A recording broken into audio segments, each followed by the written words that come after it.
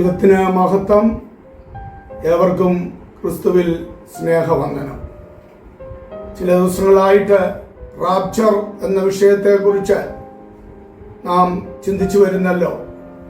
വീണ്ടും നമുക്ക് പഴയ നിയമവുമായിട്ട് ചിന്തിച്ചു നോക്കുമ്പോൾ നിഴലും പൊരുളുമായിട്ട് അനേക വിഷയങ്ങൾ കർത്താവിൻ്റെ വരവിനോടുള്ള ബന്ധത്തിൽ കാണുവാനായിട്ട് സാധിക്കും.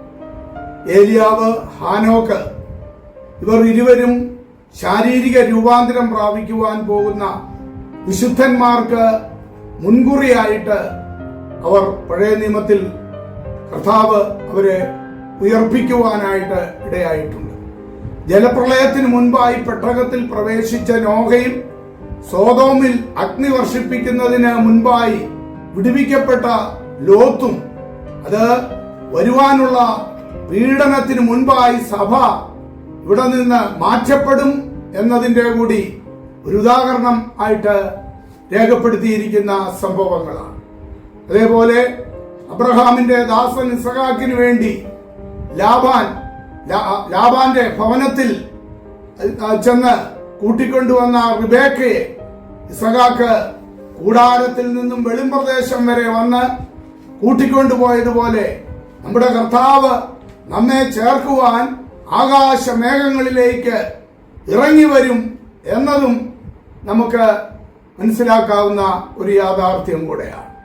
മറ്റൊരു കാര്യം, മോവാബ് ദേശക്കാരിയായ രൂത്തിനെ ഒരു യൗവനക്കാരനായ ബോവസ് പട്ടണവാതുക്കൽ വെച്ച് വിവാഹം കഴിച്ചതും നമുക്ക് അറിയാം. പ്രജാതിയിൽപ്പെട്ട ആ രൂത്തിനെ പട്ടണവാതുക്കൽ വെച്ച് വിവാഹം കഴിച്ചതും അതും കർത്താവ് തന്റെ സഭയെ ചേർക്കുവാൻ മധ്യാകാശത്തിൽ ഇറങ്ങി വരുന്നതിന്റെ നിഴലാണ് എന്നതും മനസ്സിലാക്കാവുന്നതാണ്. കൂടാതെ ജോസഫും ആസനത്തും, അതേപോലെ ദാവീദും അബിഗയിലും, മോശയും സുബോറയും, അഹശ്വേരോശും എസ്തേറും, ശൂന്യങ്കാരി പെൺകുട്ടിയും, ഇടയ ആ ചെറുക്കനും, ഇതെല്ലാം നാം ചിന്തിക്കുമ്പോൾ, അതേപോലെ അന്തഃപുരത്തിലെ രാജകുമാരിയും മനുഷ്യപുത്രന്മാരിൽ അതിസുന്ദരനും, ഇതെല്ലാം ദൈവവും മനുഷ്യനും തമ്മിലുള്ള ഭാര്യാഭർത്തൃ ബന്ധത്തെ പറ്റി പരാമർശിക്കുന്ന പ്രവചന സൂക്തങ്ങളാണ് എന്നതും വളരെ വ്യക്തമാണ്. വെളിപ്പാട് പുസ്തകത്തിലേക്ക് നമ്മൾ കടന്നു വരുമ്പോൾ കർത്താവ് തന്റെ സഭയെ ചേർക്കുന്നതിനോടുള്ള ബന്ധത്തില് അതിന്റെ 19-ാം അധ്യായത്തിന്റെ 7 മുതലുള്ള വാക്യങ്ങളിൽ നാം സന്തോഷിച്ച് ഉല്ലസിച്ച് അവന് മഹത്വം കൊടുക്കുക. കുഞ്ഞാടിന്റെ കല്യാണം വന്നുവല്ലോ, അവൾക്ക് ശുദ്ധവും ശുഭ്രവുമായ വിശേഷ വസ്ത്രം ധരിക്കുവാൻ കൃപ ലഭിച്ചിരിക്കുന്നു. ആ വിശേഷ വസ്ത്രം വിശുദ്ധന്മാരുടെ നീതിപ്രവർത്തികൾ തന്നെ. പിന്നെ അവൻ എന്നോട്, കുഞ്ഞാടിന്റെ കല്യാണ സദ്യയ്ക്ക് ക്ഷണിക്കപ്പെട്ടവർ ഭാഗ്യവാന്മാർ എന്ന് എഴുതുക എന്ന് പറഞ്ഞു. ഇത് ദൈവത്തിന്റെ സത്യവചനം എന്ന് എന്നോട് പറഞ്ഞു. ഞാൻ അവനെ നമസ്കരിക്കേണ്ടതിന് അവന്റെ കാൽക്കൽ വീണു.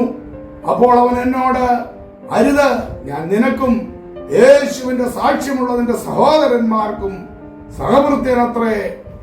ഇപ്രകാരം യോഹന്നാൻ 2 ആ വെളിപ്പാടിനെ കുറിച്ച് നമുക്ക് വളരെ വ്യക്തമായിട്ട്, അഥവാ ക്രിസ്തു തന്റെ കാന്തയെ ചേർക്കുവാൻ കടന്നു വരുന്ന ആ അനുഭവത്തെയാണല്ലോ ഇവിടെ യോഹന്നാൻ വെളിപ്പാടിൽ കാണുവാനായിട്ട് ഇടയായി തീർന്നത്.